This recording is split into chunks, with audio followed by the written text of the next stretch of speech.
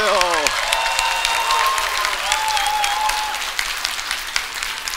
야, 만나서 반갑습니다. 네, 이렇게 세바시에서 불러주셔서 영광이고요. 언제 불러주나 했어요. 네, 이제 나왔네. 제가 오늘 사실은 여러분들한테 저 사실 언론이나 방송을 통해서 한 번도 하지 않은 이야기를 오늘 이 자리에서 처음 고백하려고 합니다. 제 고백 들어주실 거죠?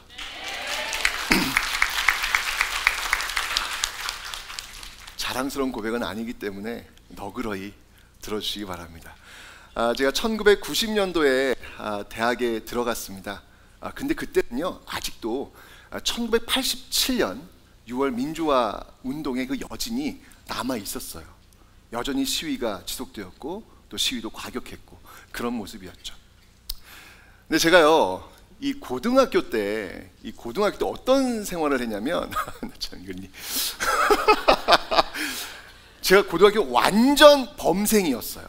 완전 범생. 그 범생이도 어떤 범생이냐면 아무 색깔 없는 범생 있잖아요. 그냥 그림자 학생.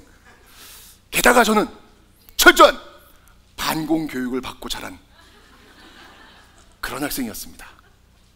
제가 고등학교 1학년 때였을 거예요. 예, 바로 이 6월 민주화 운동을 보면서요, TV와 뉴스를 딱 보는데 세상에나, 전 정말 깜짝 놀랐어요. 막 전경들이요, 막 최루탄 맞고, 막 그냥 화염병 맞고 돌 맞고, 막 경찰차가 막 불타고.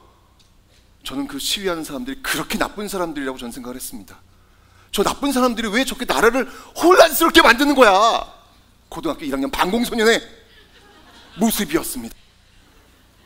그 반공소년이, 그 범생이 학생이 드디어 대학교에 들어갔습니다. 그런데 이게 웬일입니까? 그 대학은 전국에서도 시위 잘하기로, 싸움 잘하기로 유명한 학교였습니다. 게다가 그 싸움 잘하는 학교의 핵심 사학과. 제가 과방에 내려갔어요. 문을 열고 딱 들어갔더니 사람들이 꽉 차 있습니다. 깜짝 놀랐어요. 투쟁! 투쟁! 저를 보더니 너 일로 와. 노래 한번 부르자. 동지는 간데 없고. 전 너무 무서웠어요. 제가 TV에 봤던 그 나쁜 사람들이 꽉 차 있는 거예요. 이거 어떡하지? 너무 무서워서 저 정말 학교 가기 싫었어요. 프레시맨, 대학교 1학년 생활은 저에게 그렇게 시작되었습니다. 근데 어떡합니까? 학교를 그만둘 수는 없잖아요. 그러니까 어쩔 수 없이 그들하고, 그 나쁜 사람들하고 같이 수업도 듣고, 어쩔 수 없이 밥도 같이 먹어야 되고, 어쩔 수 없이 차도 한 잔 마시게 되고, 어쩔 수 없이 술도 한 잔 하게 되고. 그러다가 그들을 이해하게 됐습니다. 포섭된 거죠.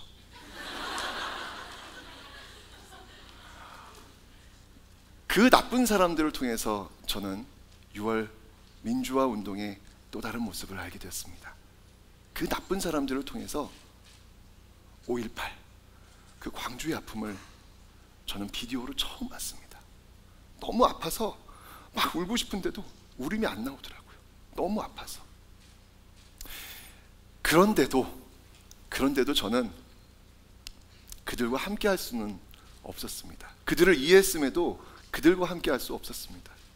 제 친구들이 거리에 나가서 시위하다가 결국 경찰에 끌려가서 감옥에 들어갔다는 이야기를 들을 때도 저는 중앙도서관에 앉아서 사학과 학생이 영어책 보고 있었습니다. 그런데 참 불편하더군요.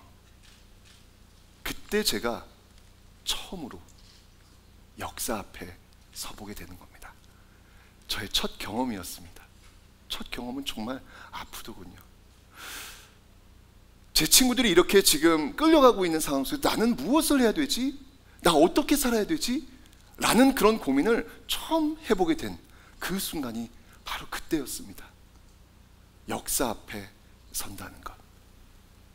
그래도 그들과 함께 할 수 없었어요. 저는요, 저희 집 되게 가난했거든요. 저희 아버지 양복주만 다 말아먹었고요.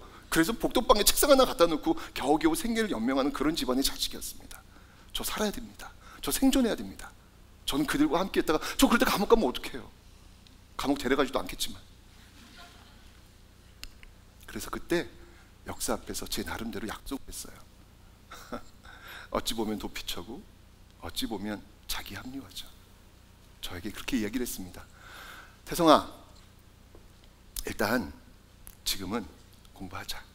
공부하고 나중에 너가 안정적 직종을 얻은 다음에 그때 가서 너가 지금 하지 못하고 있는 우리에 대한 고민을 그때 하자. 태성아, 넌 여기 앉아 있어야 될 것 같다.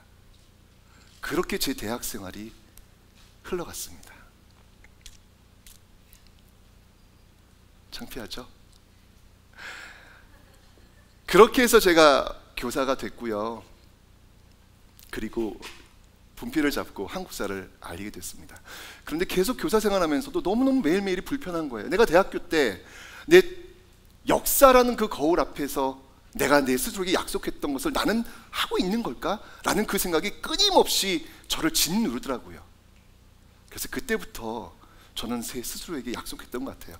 그래, 누구랑 비교해서 내가 잘하는 게 아니라 내가 갖고 있는 능력 중에서 제일 잘하는 것, 그게 뭐냐면 역사 잘 만들어서 사람들한테 알려주는 것.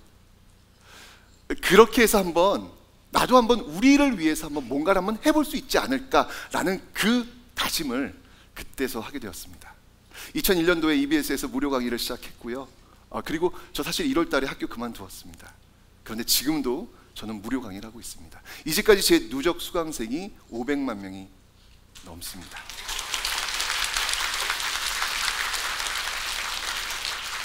저는 그 숫자에 연연하는 게 아닙니다. 제 나름대로 다짐은 뭐냐면 양질의 강의, 양질의 한국사 그 무료 강의를 통해서 나 역시 우리 사회의 건강한 시민들을 하나씩 만들어 나가는데 조금이라도, 정말 조금이라도 도움이 된다면 내가 대학교 때 그 역사 앞에 섰을 때의 그 괴로움을 조금이라도 갚을 수 있지 않을까라는 그 다짐, 그 다짐으로 저는요 지금도 무료 강의하고 있고요, 앞으로도 무료 강의를 계속 할 거라고 저는 여러분들한테 약속드립니다.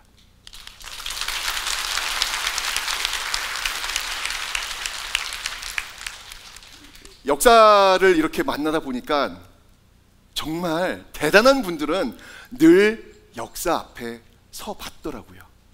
대표적인 인물을 제가 한번 알려드릴까요? 여러분들 이 인물 혹시 아시나요? 누구신지 아세요 혹시? 네, 다 아세요. 바로 다산 정약용 선생이십니다. 다산 정약용의 멘토가 누군지 아십니까? 바로 정조입니다. 정조. 네, 정조대왕. 정조대왕이 바로 이 정약용을 가르쳤던 그런 인물이기도 하거든요. 그런데 이 정약용의 운명은 바로 그 정조와 함께 끝나게 되죠. 정조가 1800년에 갑자기 승하하십니다.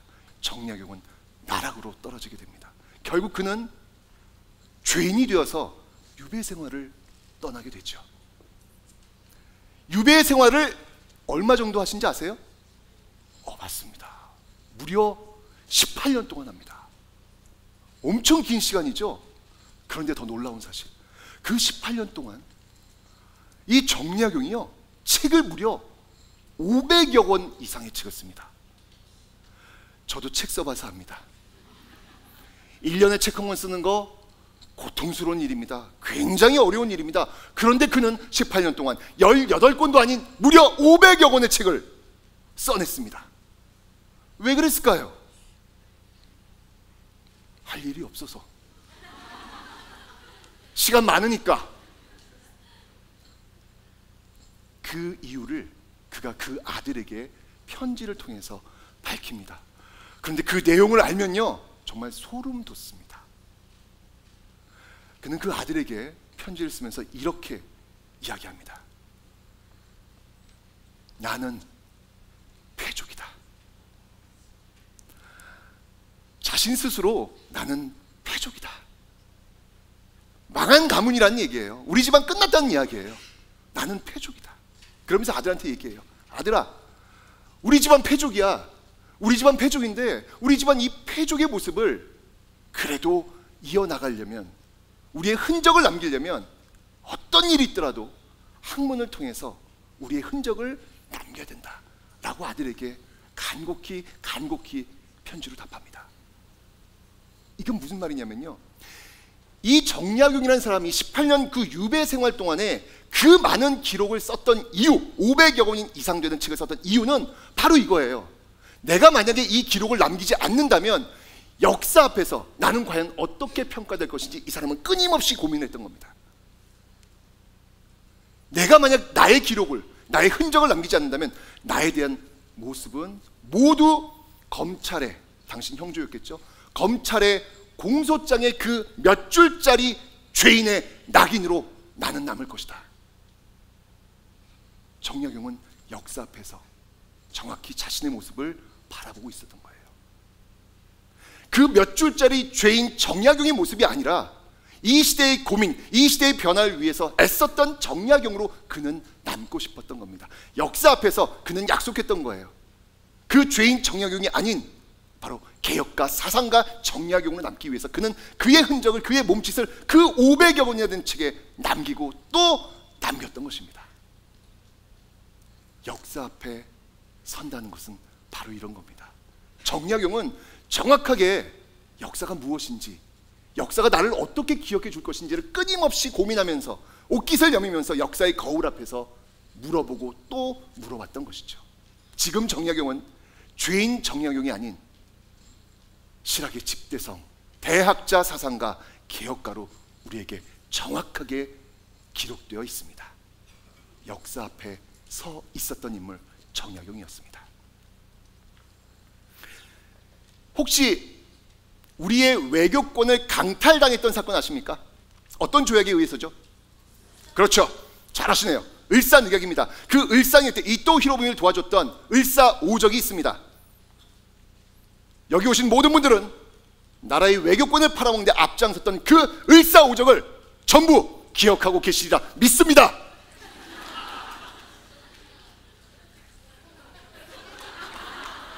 어허. 자, 한번 가볼까요? 자, 이완용, 이지용, 이런. 자, 바로 이 인물들입니다. 이완용, 저쪽에 이지용, 이근택, 박재순, 권중현입니다. 저는 수업 시간에 이런 이야기를 많이 합니다. 얘들아, 우리 나라 팔아먹는데 앞장섰던 그 5명들이다. 이 5명들, 이 교실에서, 이 안에서 마음껏 너희들, 내가 한번 한 명씩 이야기, 이름을 부를 때마다 너희들 마음껏 한번 욕 한번 해봐라 라고 이야기합니다. 자, 간다 얘들아. 자, 이완용. 오호, 하시네요. 좋아요. 자, 이지용. 학생들이 그래요. 다음에 이근택 그러면 그때부터는 좀 웅성웅성 돼요. 맨 처음엔 말 못하다가, 그러다가 권중현 나오면요, 그때부터는 좀 신납니다. 막 너구 베이비 막 이런 얘기를 해요. 그러다가 맨 마지막 박재순 하면요, 아주 걸쭉하게 뽑아냅니다. 그때 제가 학생들한테 이야기합니다. 너희들 지금 이 신나고 웃고 떠들었던 이 순간을 반드시 기억해라. 살면서 역사적 사실들 시험에 나올 거 다 잊어도 되지만 바로 이 시간에 너희들이 욕을 했던 이 장면을 꼭 기억해라.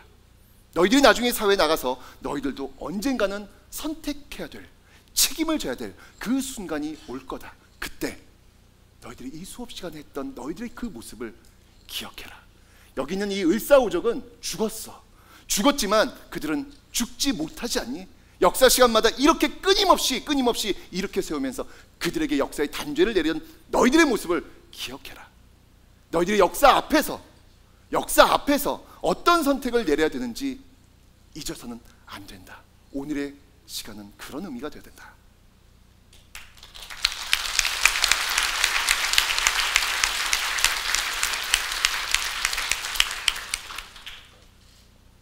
을사늑약을 체결했던 이 을사오족들은 역사 앞에 바로 자신의 모습들을 보지 못했던 사람들이죠. 우리 시대는 어떻을까요? 여러분들은 혹시 역사 앞에 서 보신 경험들이 있으십니까? 저는 역사 앞에 서 있었던 인물과 그 앞에 서 있었지 않았던 인물의 결과는 너무나 다르다라는 생각이 듭니다. 정약용은 그 당시 죄인이었지만 우리에겐 지금 대단한 사상가로 기억 남고 있습니다. 을사오적들은요, 그 당시 엄청난 부귀영화를 누렸겠지만 지금 역사의 죄인으로 남아 있습니다. 역사 앞에 서 있었던 사람과 역사 앞에 서 있었지 않았던 사람들의 차이는 이렇게 다른 것입니다. 여러분들, 저는 더 많은 사람들이 역사 앞에 서 있기를 바랍니다. 왜냐하면 세상을 바꾸는 시간은 역사 앞에서 서 있는 시간이기 때문입니다. 감사합니다.